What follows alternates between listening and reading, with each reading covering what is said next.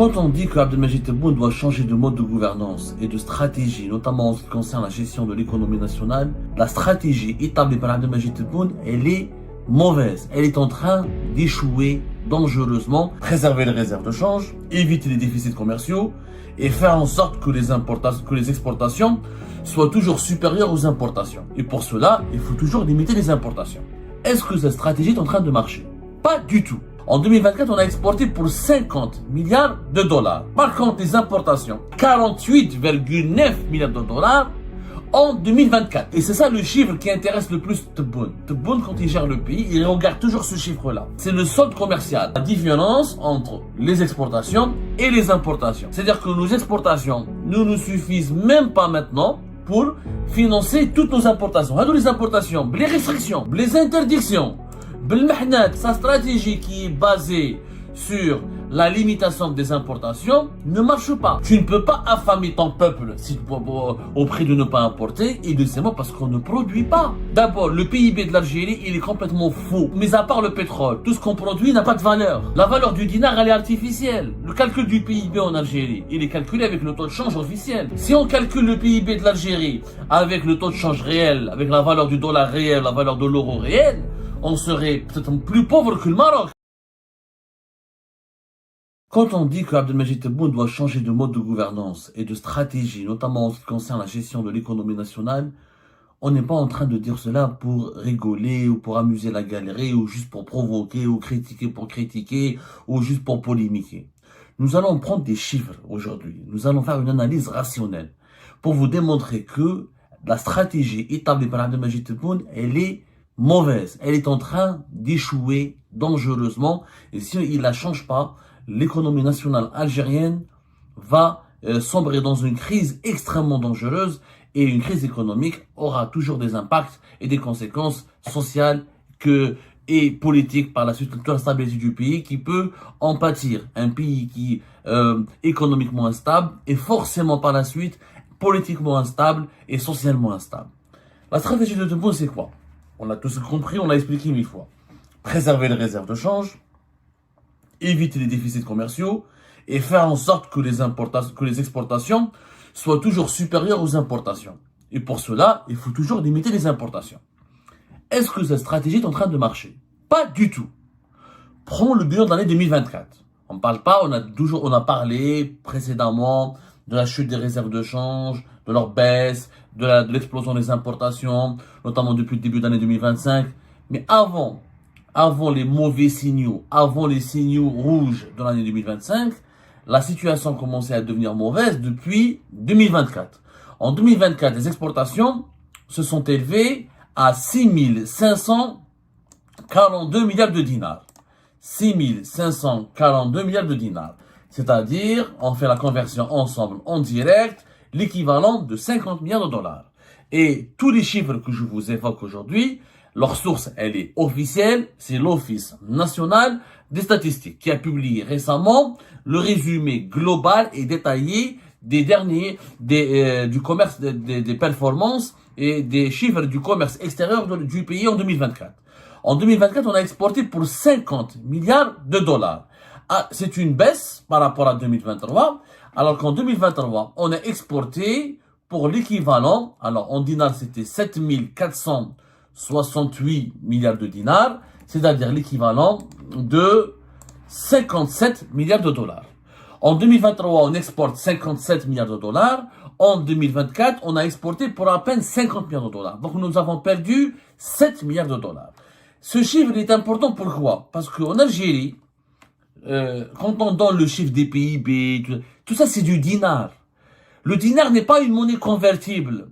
Il faut savoir que les chiffres annoncés par le gouvernement algérien, tout le reste, la croissance économique, la production, tout ce qui est produit en dinar n'a aucun sens. Parce que le dinar n'est pas une monnaie convertible, ce n'est pas une monnaie utilisée par les commerces, par les marchés mondiaux, elle n'est pas considérée comme une référence sur les marchés mondiaux, elle n'est pas demandée par les investisseurs, elle n'est pas utilisée par les investisseurs. Les seuls revenus sérieux du pays, c'est ce qu'ils gagnent en devises. Ce qu'on gagne en devises, c'est 50 milliards de dollars. Ou 45, même 47 milliards de dollars d'exportation d'hydrocarbures, gaz et pétrole, et 3 milliards de dollars hors hydrocarbures. En réalité, il n'y a pas de hors hydrocarbures, parce que les 3 milliards de dollars qui sont hors hydrocarbures, c'est des produits, des engrais ou des produits chimiques qui sont fabriqués à partir du gaz ou du pétrole. Essentiellement. Et on va approfondir les chiffres tout à l'heure. Donc, on est passé de 57 à 50 milliards de dollars. Par contre, les importations, en 2023, ils étaient de l'équivalent en direct. On va convertir ensemble les importations. En 2023, 44 milliards de dollars, 44,6 milliards de dollars. Ça, c'était en 2023. Et en 2024, c'est passé à, tenez-vous bien, en direct, on est passé de 44,6 milliards de dollars d'importation en 2023 à 48,9 milliards de dollars en 2024. Les importations ont augmenté en 2024 par rapport à 2023, alors que les exportations ont baissé en 2024 par rapport à 2023. Les exportations ont baissé de 12,4%, les importations ont augmenté de 9,6%. Donc, et c'est ça le chiffre qui intéresse le plus Tebboune. Tebboune, quand il gère le pays, il regarde toujours ce chiffre-là. Le chiffre qu'il regarde, c'est quoi? C'est le solde commercial. C'est le solde de la balance commerciale. C'est-à-dire la différence entre les exportations et les importations. Cette différence, en 2024, elle a été uniquement en dinars de 189 milliards de dinars, c'est-à-dire en dollars, et on fait en direct la conversion, à peine de 1,4 milliard de dollars. La différence entre les exportations et les importations est uniquement de 1,4 milliard de dollars en 2024. C'est-à-dire que nos exportations ne nous suffisent même pas maintenant pour financer toutes nos importations. Les importations, les restrictions. C'est-à-dire que le 44 ou 46 ou 46 ou 48 milliards de dollars, les restrictions, les interdictions, بالمحنات بالالجير dispositif qui s'appelle l'Alger sur les mesures de Rezik. C'est pour ça que Tebboune a paniqué. Il a vu que sa stratégie ne fonctionne pas. Sa stratégie qui est basée sur la limitation des importations ne marche pas. Les importations ne se limitent pas et continuent d'augmenter, alors que les exportations continuent de baisser. On va aller maintenant analyser les importations. Les importations, on est passé, donc, on prend l'année par exemple le 2021 pour les importations et on va la comparer avec l'année 2024. Les importations en 2021, c'était 39,2 milliards de dollars. 39,2 milliards de dollars.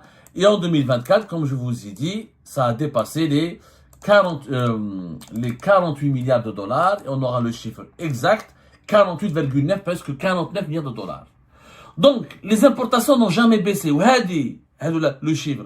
S'il n'y avait pas les interdictions, les pénuries de voitures, les pénuries de pièces de rechange, les pénuries de bus, ou les pénuries de certains vêtements, et le contrôle d'importation de certains produits alimentaires, et les produits alimentaires étrangers, ou les légumes et les fruits, ou on a le monopole sur les fruits secs, l'autre l'État c'est lui qui importe les fruits secs, le riz, les céréales, avec toutes les logiques de monopole et d'interdiction et de contrôle et de restriction des importations, et on n'a jamais pu baisser les importations. Pourquoi? Parce que l'Algérie est un pays, une croissance démographique, on est un pays de presque 50 millions d'habitants, tu ne peux pas affamer ton peuple au prix de ne pas importer, et deuxièmement parce qu'on ne produit pas. On importe parce qu'on ne produit pas assez. Or, pour ne pas importer, il faut produire.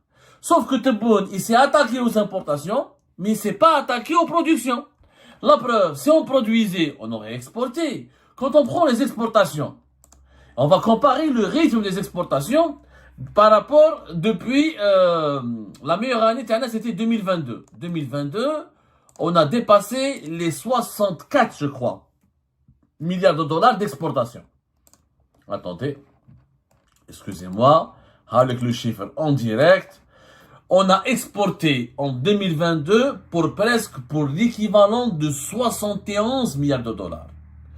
À l'époque, c'était essentiellement grâce au prix du pétrole et du gaz avec la crise de l'Ukraine. Les produits dérivés du pétrole et du gaz avaient été très recherchés, ils avaient augmenté sur le marché mondial. Donc, ils étaient recherchés. Donc, on a gagné beaucoup d'argent. On est passé, de 71 milliards de dollars en 2022 à 2024. Regardez combien ça a fondu. À peine une cinquantaine de milliards de dollars. En 2024, on a exporté pour 50,4, même pas 51 milliards de dollars. C'est-à-dire, nos exportations ont fondu de 21 pratiquement milliards de dollars. Pourquoi? Parce qu'on n'exporte que du pétrole et du gaz. Parce qu'on ne produit pas autre chose. Comme on ne produit pas autre chose, on n'exporte pas autre chose. Et comme on ne produit pas autre chose, donc ce que nous devons consommer localement, on est obligé de l'importer. Donc la stratégie de Tebboune, elle a échoué. On n'a jamais renforcé notre production, comme on n'a jamais diversifié nos exportations. Les exportations hors hydrocarbures sont en train de baisser de façon significative. Et c'est pas moi qui le dis, et je m'interroge. Encore une fois, c'est pas moi qui le dis, c'est les chiffres officiels. Je suis en train de m'appuyer, en vous parlant, là je suis en train de m'appuyer sur les chiffres officiels. Nos exportations hydrocarbures, ils sont à peine à 3 milliards de dollars. Et dans les 3 milliards de dollars, voilà, les exportations hydrocarbures de 2022, c'était le meilleur chiffre. Elles étaient de l'ordre, en direct toujours, de 6,3 milliards de dollars.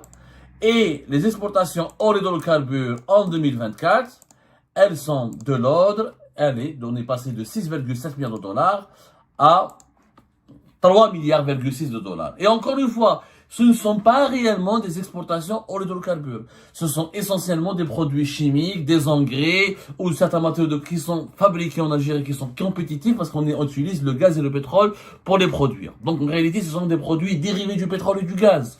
Donc, il n'y a pas eu de production. Abdelmajid Tebboune, lorsqu'il a brigué son deuxième mandat, il a annoncé des objectifs.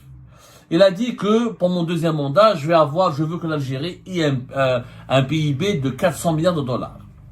Et que les exportations hors hydrocarbures seraient de 29 milliards de dollars d'ici 2030. Il veut un PIB de 400 milliards de dollars en 2027, c'est-à-dire dans 2 ans. Et des exportations hors hydrocarbures de presque 30 milliards de dollars d'ici 2030. C'est utopique. On va jamais arriver à ce stade. D'abord, le PIB de l'Algérie, il est complètement faux. Mis à part le pétrole, tout ce qu'on produit n'a pas de valeur. Pourquoi il n'a pas de valeur? Parce qu'il est produit avec une monnaie qui n'a pas de valeur. Il est produit localement, il reste localement. Il n'est pas exporté. La valeur du dinar, elle est artificielle. Le calcul du PIB en Algérie, il est calculé avec le taux de change officiel, pas avec le taux de change réel. Si on calcule le PIB de l'Algérie avec le taux de change réel, avec la valeur du dollar réel, la valeur de l'euro réel, on serait peut-être plus pauvre que le Maroc. Attention. Donc, dans le PIB algérien, ce qui compte, encore une fois, tout ce qu'on produit en dinar, il reste local. L'agriculture, tout ce qu'on mange en dinar, il reste local. C'est la richesse réelle qui est produite, c'est ce qui est exporté sur le marché mondial. Parce qu'elle est vendue avec des monnaies, elle est achetée par des investisseurs étrangers, par des clients étrangers, et elle est achetée en devises. Comment tu vas atteindre 400 milliards de dollars alors que toi, tes exportations sont en train de chuter et ils sont dominés que par le pétrole et le gaz? En 2025, ça va chuter encore plus parce que les prix du pétrole et du gaz ont chuté encore plus en 2025 en 2024 et qu'il n'y a aucun scénario, mis à part un miracle, une nouvelle guerre ou la Malabéliche, rien n'annonce que les prix du pétrole et du gaz vont remonter en 2027. On va jamais atteindre ces objectifs. D'autres chiffres importants. Pour produire, il faut investir. Or, il faut arrêter de mentir. Les investissements les plus importants, c'est quoi? C'est les investissements étrangers. Quel est le baromètre de l'état de santé de la production d'un pays? Est-ce qu'il y a des investisseurs qui investissent pour produire dans ce pays-là? Tu as les investisseurs nationaux, mais quand ta monnaie, elle est faible, c'est une monnaie de singe, elle n'est pas reconnue par l'économie mondiale, elle n'est pas utilisée par l'économie mondiale. Le véritable baromètre, c'est quoi? C'est l'investissement étranger. Combien d'investisseurs étrangers viennent ouvrir des usines chez toi? On sait tous que tous les grands pays se sont industrialisés parce qu'ils ont accueilli beaucoup d'investisseurs étrangers qui ont ramené leurs capitaux et leur savoir-faire et leur technologie. Or, les investissements étrangers en Algérie, ils sont minimes. Ils étaient de 1,3 milliard de dollars en 2019, 1,1 milliard de dollars en 2020, ils ont chuté à 877 millions de dollars en 2021, 255 millions de dollars en 2022. Ensuite, ils sont remontés à 1,2 milliard de dollars en 2023. Et en 2024, 1,4 milliard de dollars.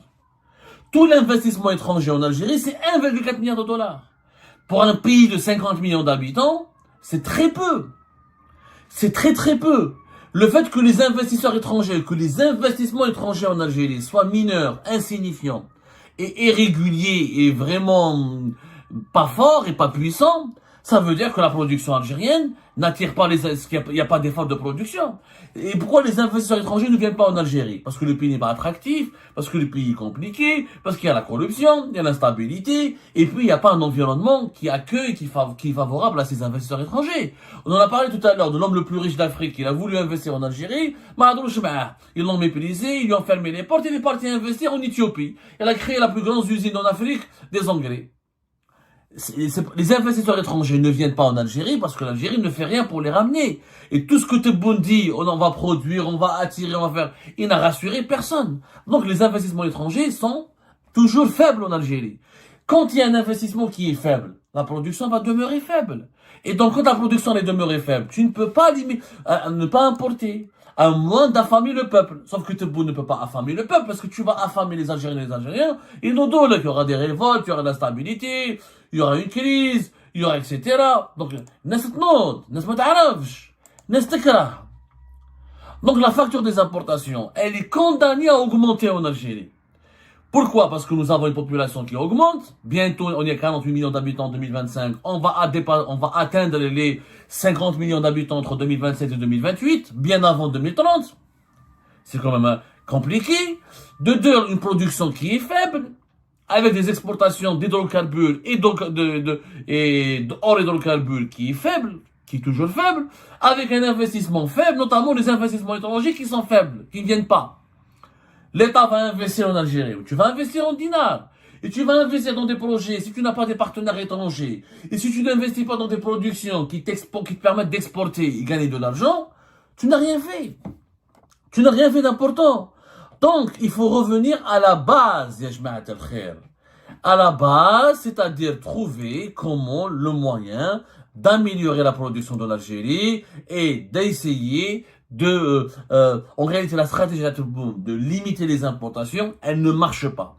Les importations continuent d'augmenter d'une année à une autre. Et elles sont condamnées d'augmenter d'une année à une autre.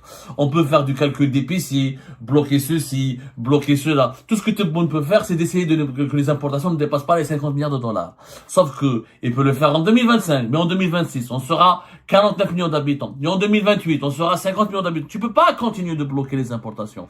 À moins de va créer des pénuries. Il y aura des vieilles voitures, pas de pièces de rechange, des accidents de la route, pas assez de des pénuries alimentaires, pas assez de céréales, pas assez de blé, pas assez de sucre, donc les gens vont crever de faim. Donc tu ne peux pas limiter les importations.